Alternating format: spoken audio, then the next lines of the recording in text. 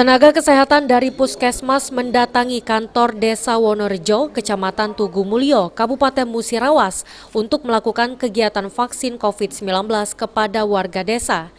Vaksinasi jemput bola ke setiap desa di Kabupaten Musirawas terus digencarkan oleh dinas terkait guna merespon permintaan warga yang ingin divaksin dan untuk mempercepat capaian vaksin di Kabupaten Musirawas.